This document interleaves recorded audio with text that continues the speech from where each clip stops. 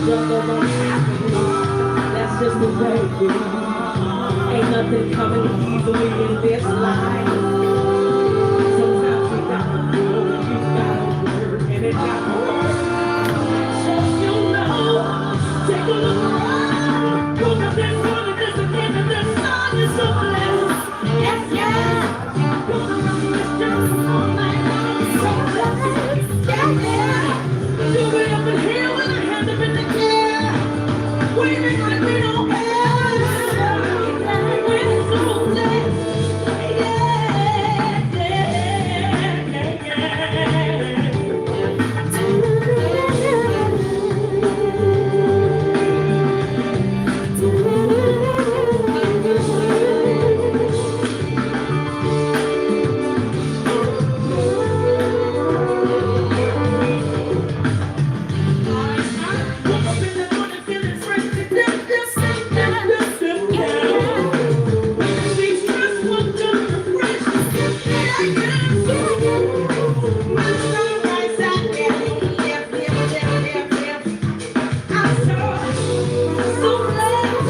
Yeah, yeah, yeah,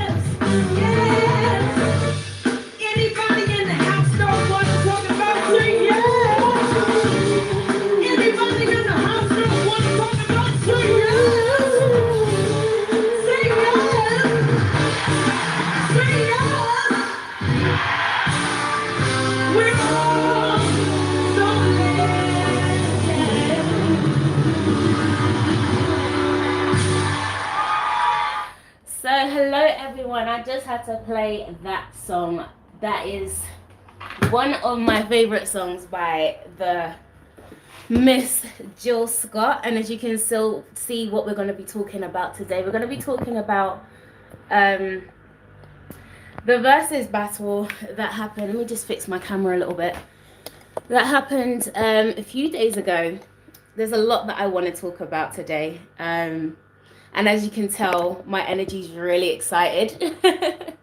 And yeah, this whole energy just gave me so much life. And there's so many things I want to talk about in response to women, what we can be doing going forward, because I feel like Jill Scott, Erykah Badu, they set a standard that literally brought me to tears. I was so emotional just watching two of my icons that actually influenced my own sound as an artist. For those of you who know, I am actually first a neo soul artist, so people like Erykah Badu, in fact Erykah Badu, Jill Scott and Floetry were the first three artists I found outside of church, and that really shaped my sound and the type of music I create. But I just had to play that song. It really just raises my vibration. And if you don't know that song, you can get to know that song now. Hi, Amy. So that was Jill Scott, Blessed.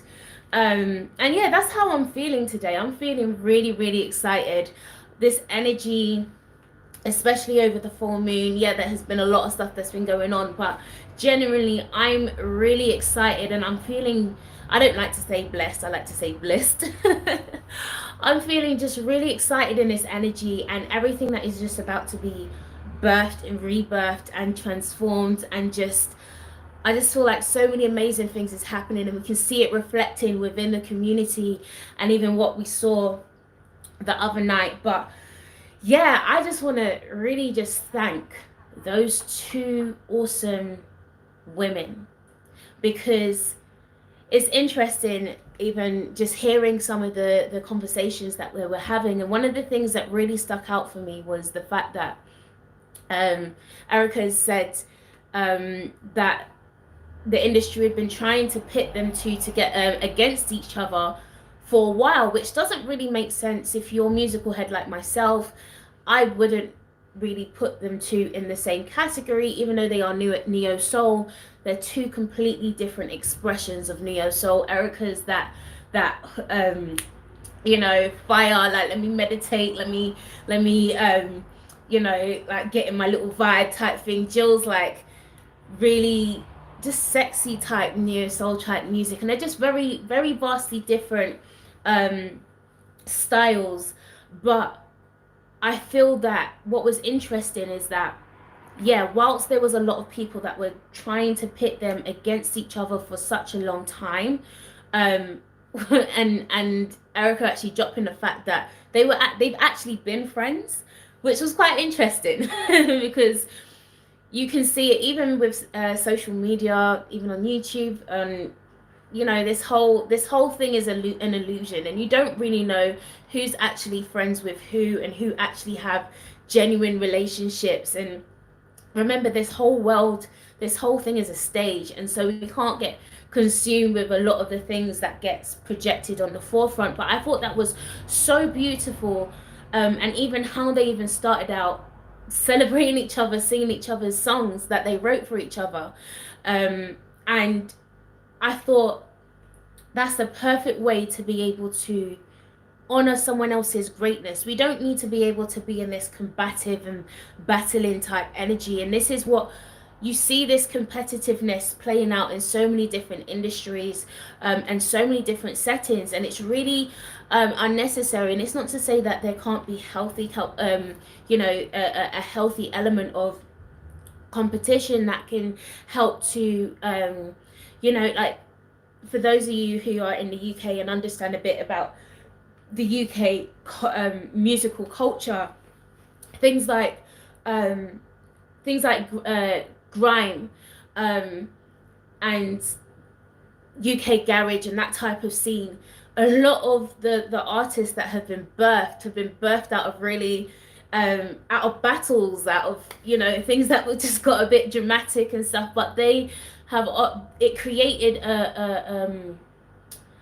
that tension for creativity, for authentic creativity to be created, and for people to then create platforms for themselves. So there is elements to where that can be healthy and it can be productive, but I feel that in this setting they don't there's elements where we don't need to be in battle, and we can actually just sit down and celebrate. Actually, do you know what, you are a great artist, I'm a great artist, let's actually sit in our greatness together and celebrate each other, and just be nothing but love. And I found that absolutely beautiful. And the reason why it touched me so much is because genuinely that's the type of world that I see for myself. That's the type of environment that I want to create with my own sisters, with my own brothers, with my own community. That's the type of reality that I envision. And it inspired me and almost gave me hope that there's an element to where we can actually restore those elements, because there's a lot of brokenness within our community, and it's been amplified by so many different things. But when people actually really take this step to just create awesome and beautiful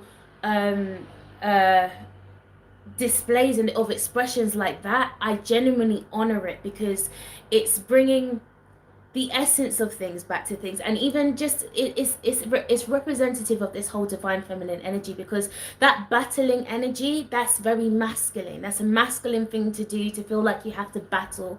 Yes, I get the whole creative element of it, but the battling, I don't understand. That's you know, I don't need to battle. But the feminine, and it's almost like the divine feminine was able to finally have its platform to set a new pattern. Because, you know, and they're now talking about how they're going to start to do like a feminine a celebration of the feminine type thing, with doing that type of thing with more other women and stuff like that.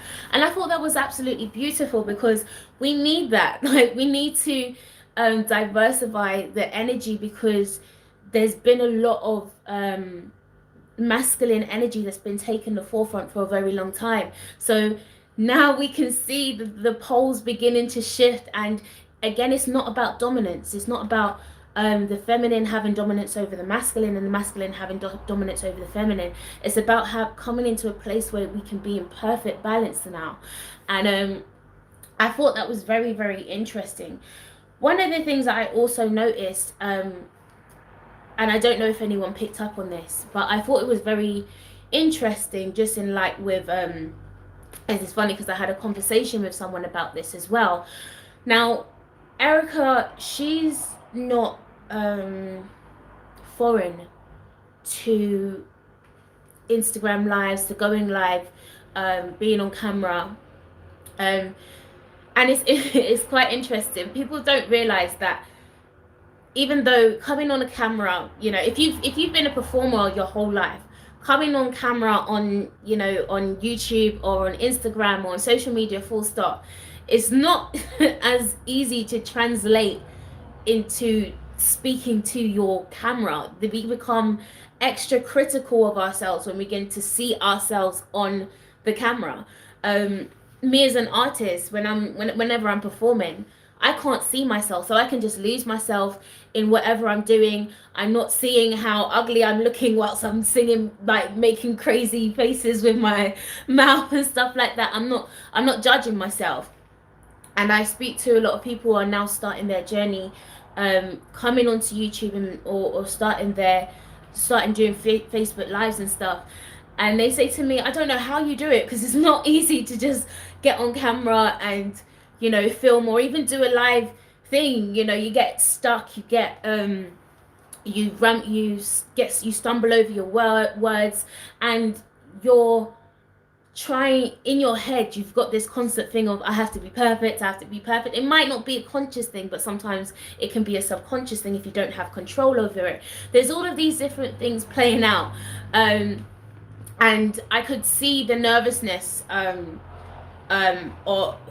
feel the nervousness from Jill, simply because she didn't have that level of confidence. But it just shows that it's an encouragement to those that who are coming on this journey.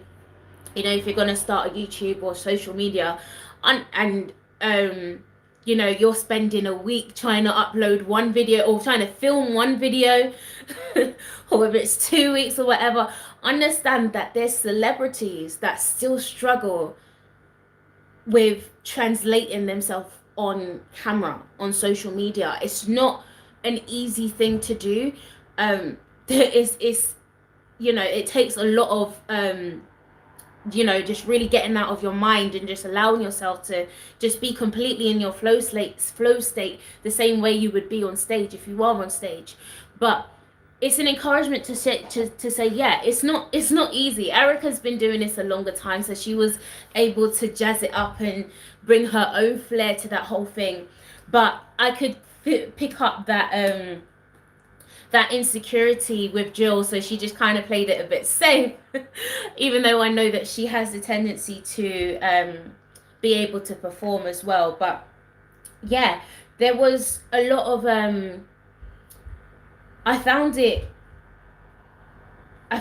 very admirable. It was almost like we went through a journey of music as well. And I'm a heavy neo soul fan, especially Dilla. Like, just knowing that Dilla's name was popped up in that whole that whole live stream a good few times was just like, that's actually what we need. I feel like even with this whole shift of energy, I feel like the culture needs a shift. Like, what Jay Dilla, he was able to his whole sound of what he added to hip hop and soul was that whole trademark iconic sound of that kick and that snare and that lag, and that's become a trademark of the sound. You know, everyone wants to create that Dilla type sound, and I feel like now is a time where a lot of the people that we need new branches. These people are roots that we all are inspired by. Just like we have the Aretha Franklins, we have the Whitney Houstons, we have the Michael Jacksons, we have the Al Greens, we have all of these different people who went before us and set the foundation for a lot of the artists that we have today to begin to come up and, you know, be inspired and create something based off that foundation. But now is a time where there's new branches that need to be branched off, and I saw this a few years ago, and I can see it how over the next few years that this whole transition within music and just the sound of music is going to begin to shift again. And this goes through a natural shift every few years. You can go through the history of music and see how many times music has changed, but I feel like the sound that is coming back is the sound that like the see how, like back in the back when hip-hop came in and the whole civil rights movement and the whole Black Panthers and all of that type of the music was able to support the movement of what was happening in the time. And I feel like that's what made music so exciting at that time. I'm still stuck in music in that era because I don't feel like we've been able to replicate a lot of that authentic essence that we had within music in those times. I feel like now is a time where not even just in music, creativity in all different elements of things. But as a musician, I'm going to be speaking about this in relation to the live that happened. And I feel like, yeah, there's a lot of shifts that's going to take place, and I just encourage people to step out of their boxes and just be like, what can I create? And that's why I love Erykah. If anyone caught the after party that she did afterwards, it was absolute life. And there's a lot of things that probably went over people's head because Erykah's a priestess. She's a shaman, and that's what actually just like the Lauryn Hills and the Jill Scotts and all of these people are actually shamans in their own right. You know, they have the ability to heal through music, and that's what they did that night. I literally felt like they were healing the nation. And especially when Erykah did her after party and she was doing her whole ancestral thing and the music and all that that's what I live for. If anyone has been to one of my little jam sessions that I do with musicians and stuff, that's what it would probably look like. But that is power with the sounds that she makes, with the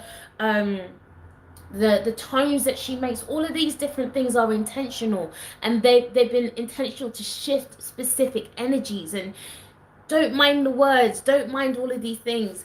I feel like music is really gonna come out of the box, and just like how she was able to just really release that ancestral language so freely in her music, I just see much more of these things being able to come to the forefront. And this is the type of thing that will begin to revolutionize the sound of music. Before I came into this, into astrology, I came in through studying cymatics, which is a sound, going deeper into sound and frequency and the mechanics of it all. And I started really looking at things like 432 hertz and 440 hertz, and looking at the difference between those two different frequencies, looking at how artists have actually implemented using more 432 hertz in their music. So someone like Adele, she records her music in at 432 hertz, which is the vibration of the heart. So she will, sorry, the vibration of the earth, it's the same vibration of the earth. So people will literally connect with that and literally be like, oh my gosh, my heart, I connect with that so much. And it's because of the vibration and the frequency. When we look at there's certain producers that will mix a song into the solfeggio frequencies, you know, the 528, 432s, all of these different things. They're being intentional with how they are the whole frequency of the music, the whole energy of the music.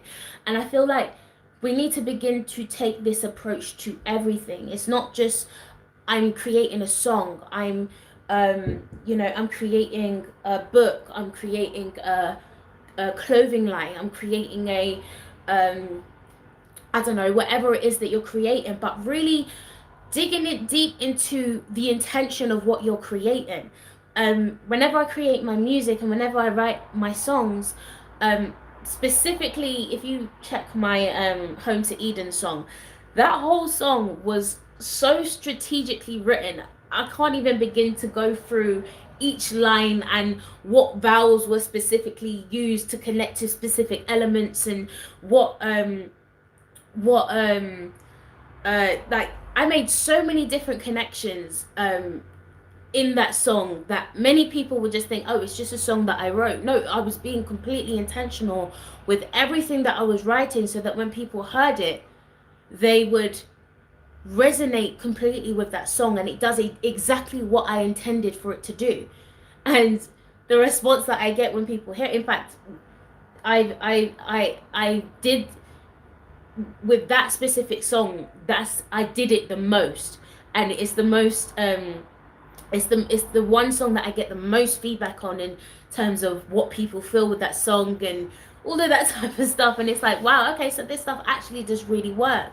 So what reason why I'm saying all of this is that, yeah, start to get deeper, get more intentional with your creativity, because there's it's there's people that will be creative, and then there's people that will explore their boundaries and explore their limitations. There's a particular artist called or band called Snarky Puppy, and they're a jazz type band, jazz fusion band, and each and every single one of those musicians, they're not just normal musicians who play their instruments the way that it's supposed to be played. And you'll find this a lot with Berkeley students in America as well. The music academy thing. They literally push their instrument, whether it's their voice or, you know, a physical instrument, to the limit to see what can this instrument do. When I blow it this way, and if I do a little bit of this, how can I manipulate sound to, you know, create whatever I intend to create. Like, they literally, the way that they explore their instruments is crazy. It's beyond me, and I'm just like, how do you do that? But these are people that really take time to not just be like, right, I'm just playing an instrument. No, let me become my instrument and see where this instrument can take me. What can I do with this instrument? What can I create with this instrument? Like, they will start creating sounds of other instruments with this one instrument, and it's like, wow, okay, this is crazy.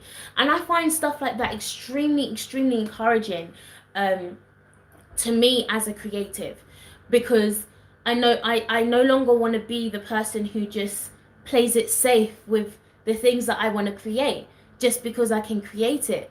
Like, how much further can I go? How much further can I expand myself? And I feel like these two women are also reflective of this. Jill Scott, she's not just an artist; she's now a powerful actor. I mean, I love seeing her act.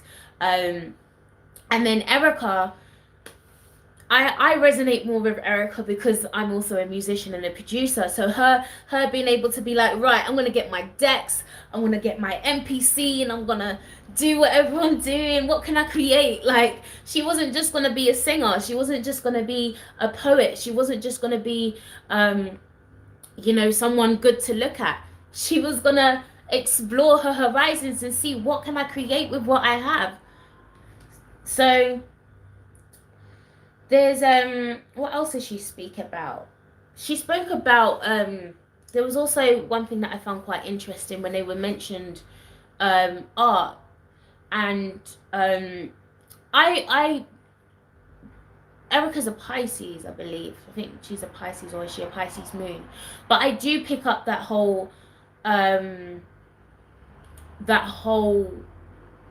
secretive type, how you don't really know how she feels. What you get from her creativity is her understanding after she's processed all of her emotions. So I realized actually through just watching that, I didn't actually know Erykah.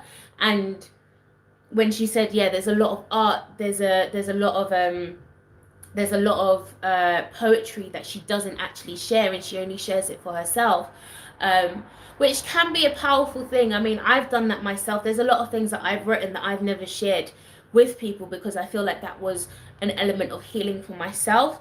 I do agree an element with what Jill was saying with, yeah, once art is being created, it's no longer yours. It's something, it's now been expressed. It's now outside of you. It's no longer inside.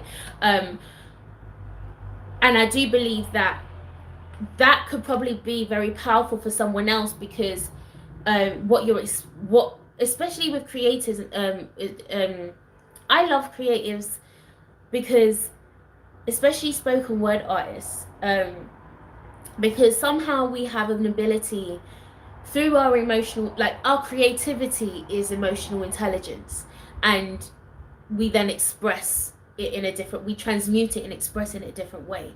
So when so as we're feeling something, we're filtering and we're writing, and that comes out in a beautiful way. But even for myself, me writing, becoming a spoken word artist, and songwriting and all that, that actually helped me to understand more of my emotions much more. And when I started to speak or share my music and share these emotions in poetry form or in song form, it helped other people to understand those complex emotions that they may be feeling, but they now have something to reference it to. They now have something to resonate it to.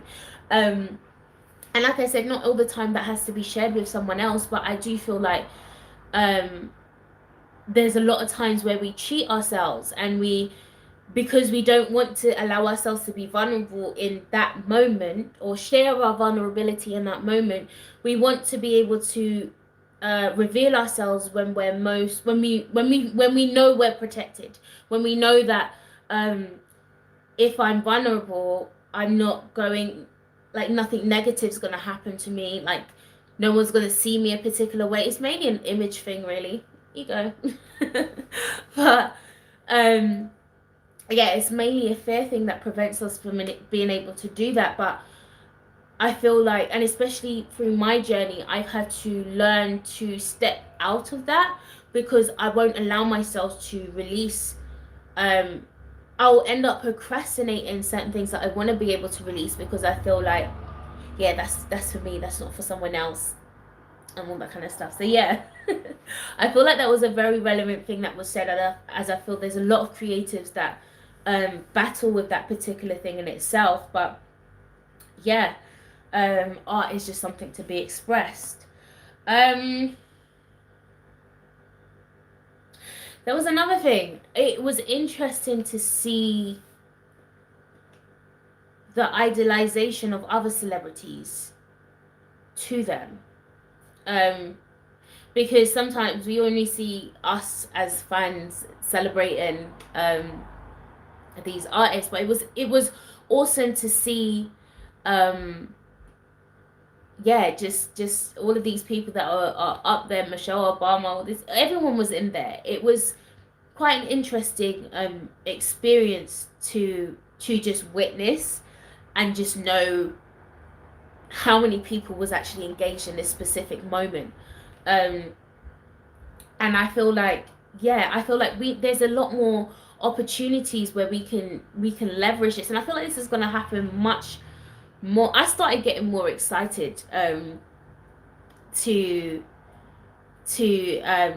in this whole time, because I'm just like, the virtual opportunities that can be created. Yeah, right now we've only got Instagram Live, and there's limited digital tech to be able to achieve some of the things that we would want to be able to achieve completely virtually. But just think, like, how exciting is it going to be, like, going through this time? Like, I'm just like, wow, I'm seeing virtual DJ fests happening on the internet. I'm seeing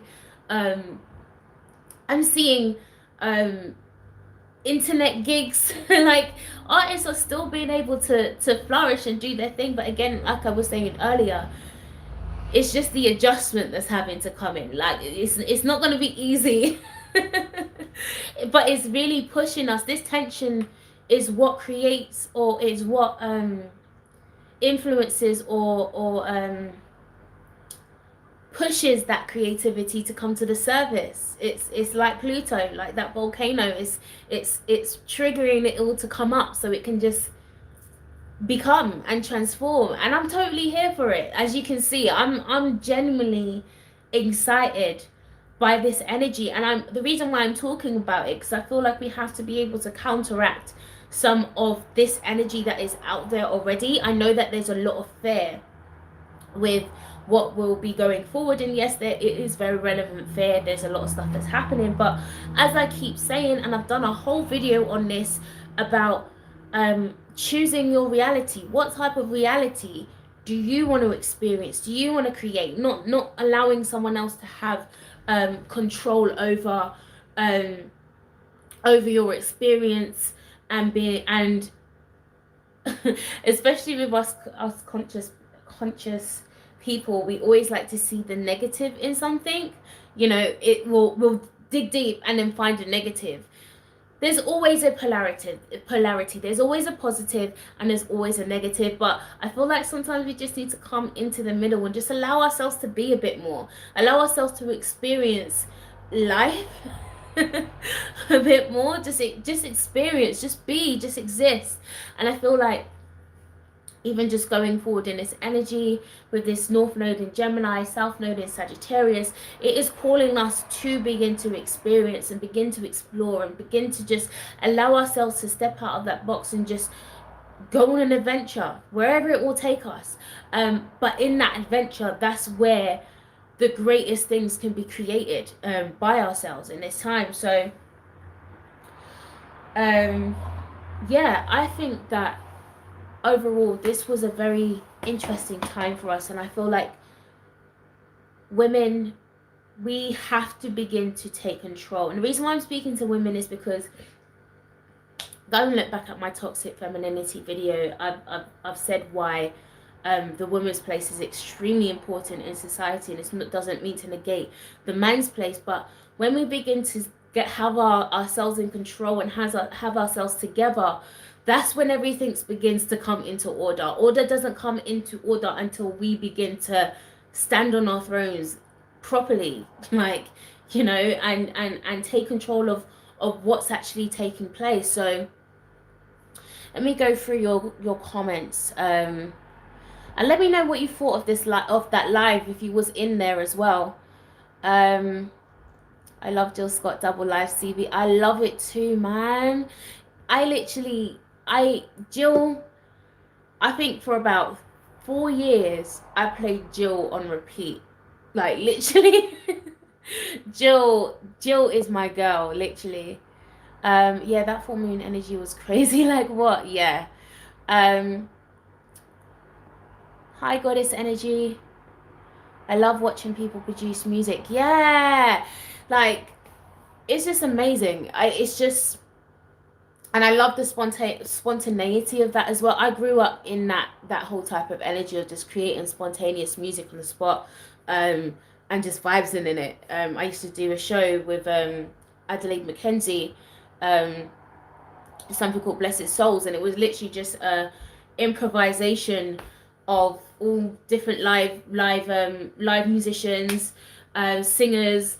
You got all the poets, you got all the rappers, you got everyone, and it's just a jam. And it's when nothing's planned, it just turns out how it turns out. We could create a new song if it comes out like that, and it was an absolute vibe. And I feel like that experience that I had from then, I feel like that's given me a different insight into music, because that I realized how much we like to be very perfect. And it's not just music, it's creativity. We want things in a box, and you know, if it's not that way, then you know it can't be any other way. But it's like, let's explore, let's see what else can be happen. Like, let's take let's not be afraid to take a risk, and be like, okay, I don't know what this is going to sound like, but let's just experiment. Like, this is just a time to experiment. I feel like we shouldn't be afraid of allowing ourselves to experiment in this time. She's a double Pisces moon. That makes so much sense. Double Pisces, sun and moon. I see that whole yeah, that secretive thing. It's just almost like, who are you? Even though we see her and we see all of these quirky aspects of herself. I think she's Aquarius rising as well. We see all these quirky aspects of herself, but it's still like, but who are you, Erykah? How do you feel? I know you're inspirational, and I know that, you know, you're able to do all these amazing things, but how do you feel? Like, who are you really inside? Like, how do you deal with it? I don't know. Like, I feel like there's some conversations I would love to be able to have with her just to understand her a bit more, because as much and I've noticed this myself, as a Scorpio rising, moon and rising, so as much as I feel like I'm being open, I realize that there's still a lot of things that I hold back, and that I may not. I may think I'm being clear or being open and showing you something, but then I'm like, actually, I'm not really showing you anything. And it's like, okay, and this is where I'm learning my coming more into my sun, my Gemini, learning how to explore and come away from this hidden aspect of this mystic aspect of self. Eighth house sun, yeah, I'm an eighth house sun. um so that's where I feel that conflict. As much as I'm social, I'm very much an introvert. I don't really like being in crowds. This social distancing, I'm kind of not mad for, because I don't like people being in my private space. Like, I don't really like going to big concerts, because I don't like the fact that I know that there's going to be so many people there. I'd rather just be in a room with just a few people in an intimate vibe, listen to someone that I enjoy, and you know, space. I've got my space to do what I'm doing. So yeah, I don't know, there's many different things, but yeah, I'm just like, yeah, women, let's really see what happened the other night as an indication for us. Um we don't need to be fighting, we don't need to be battling each other. We can celebrate each other's crowns and still have our crowns on our head at the same time. Right? It doesn't, celebrating another woman, celebrating another man, it doesn't take away from you being able to be great at whatever you're doing. Like, what does it take away for you to just compliment someone one time? I feel like it's extremely important, because I don't know, maybe it's especially coming from London, I feel like it's it's harder. I've lived in other areas, and I feel like the support is a bit better, but I feel that, yeah, we can support each other. We can support each, like, just like, for example, you've got astrologers, you've got oracles, you've got all of these. We're all in the same industry. I don't have to I don't have to I shouldn't have to put something up and feel like I'm taking someone's taking clients from me, or I'm taking clients from them. Or I've seen all of these types of conversations happen, and people come to me like, oh, you're taking my clients, and I'm like, what is all of that about? Doesn't really make sense. It's like, there's people everywhere. There's enough people, there's enough clients, there's enough customers, there's enough money, there's enough everything for all of us. But let's come out of this competitive crab in a barrel type mentality. And I guess, you know, as we're coming into this new energy, this is what's gonna begin to manifest a bit more. But let's just be more intentional with how we apply this energy. Like, go to someone today and actually celebrate them. Like, if you actually really resonate with what they do, go to them and actually be like, do you know what, sis? Do you know what, bro? Thank you for everything you do. I may not have said this before, but I do want to just say, do you know what? You're awesome. You're brilliant. And you know what? The things that you're creating, all this, you're amazing. Like, just go to someone and just do. It doesn't take anything away from you. And yeah, so that's all I wanted to say today. I'm going to be doing some more meditating today. Oh, I've got an announcement to make, and I want to actually officially make it when it comes, but I'm waiting for my official copy of my book to come to my home, obviously because of this whole COVID thing that's taking place. Is being delayed at the moment, but yeah, I have a book that I have published called Face It, and it's a shadow workbook that assists you through your journey to face your shadow, literally, as it does, as it says on the tin. It's literally 250 questions in a style of journal prompts that you can ask yourself to just address all of these hidden aspects of self that you don't allow yourself to address. Maybe you don't even know the questions to ask yourself when being able to do shadow work or any of these types of things. So there's 50, I think it is 50 themes, 50 different areas with questions that are in each of these sections. When I get my book, I will come online and be able to show you guys exactly how the book looks, what's in there, and all that kind of stuff. But give me a few more days. Probably the next time I go live, I will be able to have that book, because it should be here by then. But I wanted to make sure I get that announcement out there so you guys know that the book is available for purchase. You can go onto Amazon and you can find it on all of the marketplaces. You can find it in the US, Canada, UK, whatever your market store is, you can find it there. Just type in Face It Naomi Elliott, which is my name, and yeah, you'll be able to find it there. But I'm gonna jet off. I've got a few things to do today, and I was gonna come back on live later. I'll see how I feel, but you guys will be able to know if I do. So I will see you guys on the other side.